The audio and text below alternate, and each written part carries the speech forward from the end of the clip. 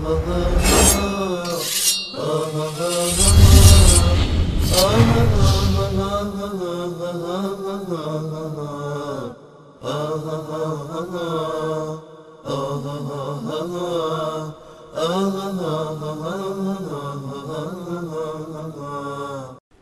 هاشم از ایران. خواستم بگم گناه ما چیه؟ ما باید چی کار کنیم؟ ما که هیچی نمیدارن بهمون، نه قرآن داریم، هیچی. قرآن تقلبی برمون دارن. گناه ما چیه؟ تشکر. برادر عزیز، امروز من این یقین رو دارم که هیچ انسانی در هیچ گوشه دنیایی نمیتونه بگه که گناه من چیه، ما چی کار بکنیم، تقصیر ما چیه. یعنی در این زمانه حجت بر همه تمام شده، هیچ کس نمیتونه که عذر و بهانه‌ای بیاره. امروز اگر که ماهواره میخواید، یکی نه، دو تا نه، سه تا نه، 4 تا شبکه توحیدی است الحمدلله به زبان فارسی حقیقت رو برای شما بیان میکنه. سایت میخواید، 10 ها بلکه 100 ها سایت وجود داره که اسلام حقیقی رو برای شما عزیزان بیان میکنه. یکیش همین سایت عقیده است. احمد جان اگر بتونن این سایت رو نشون بدن. این سایت عقیده است، یکی از سایت های بزرگ اهل سنت که جناب شیخ اسحاق دبیری رحمت الله علیه این سایت رو تأسیس کردن و این افتخار رو داشتم که در تأسیس و مدیریت این سایت با ایشون همکاری بکنم. در این سایت شما هر چه بخواید، موضوعات، چیزی که دوست داشته باشید، اینجا توجه کنید.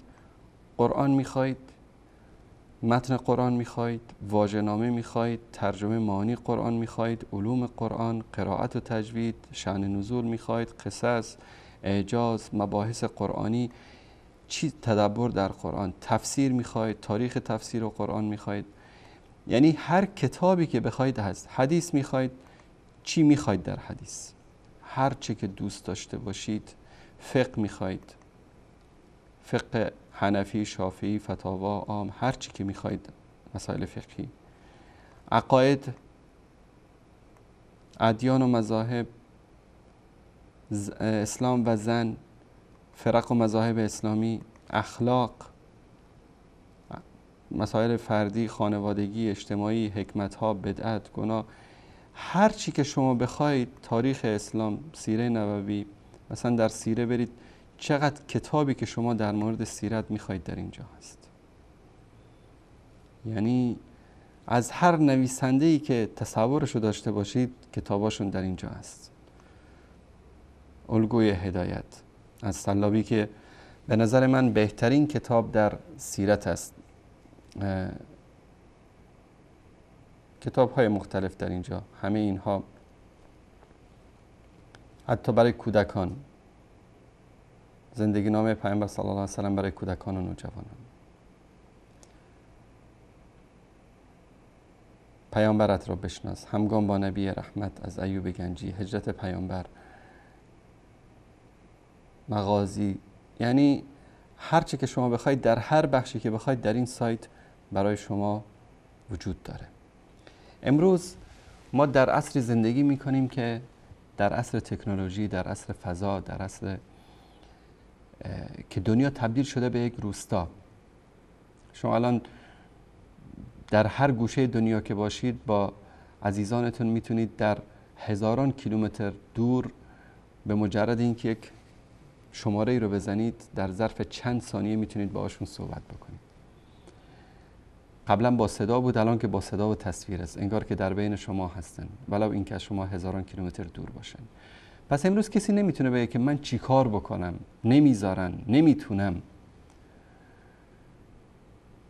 کسانی که در مکه ایمان آوردن، در خانه ارقم ابن ابی ارقم، یعنی با چه مشکلاتی، با چه سختی هایی فرار میکردن از دست مشرکین، پنهانی نیمه های شب میرفتن در اونجا تا 2 آیه قرآن رو یاد بگیرن.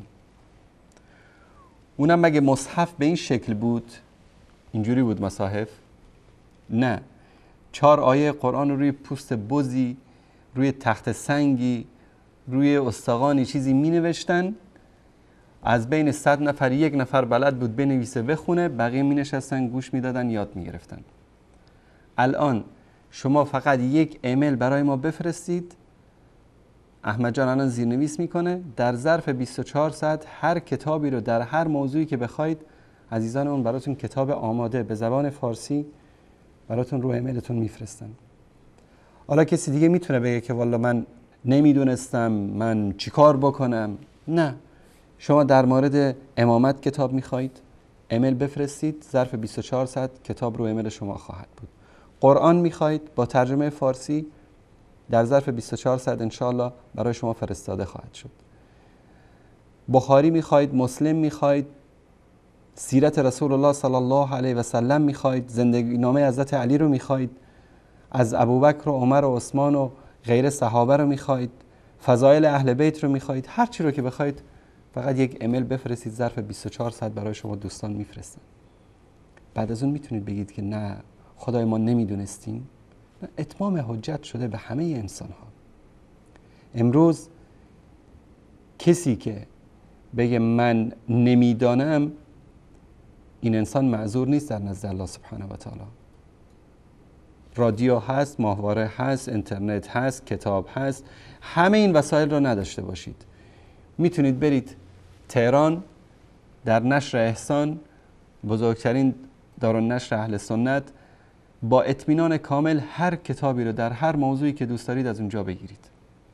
در بقیه شهرها، در جنوب، در کردستان، در بلوچستان، در خراسان، در تهران، همین سایت کتابخونه عقیده رو شما سیدیاشو میتونید از کتاب فروشی ها در تهران پنهانی میفروشن، دارن، میتونید پیدا بکنید. در داخل یک فلش که کار دوستان عزیزمون هست در شبکه وصال، ما کل کتاب‌های سایت عقیده و بیش از 1300 تا کلیپ از کلیپ‌های شبکه رو انداختیم و توزیع شده در بین مردم. میتونید اینا رو به دست بیارید. پس عذر کسی در این زمانه پذیرفته نمیشه برادر عزیز و بزرگوار.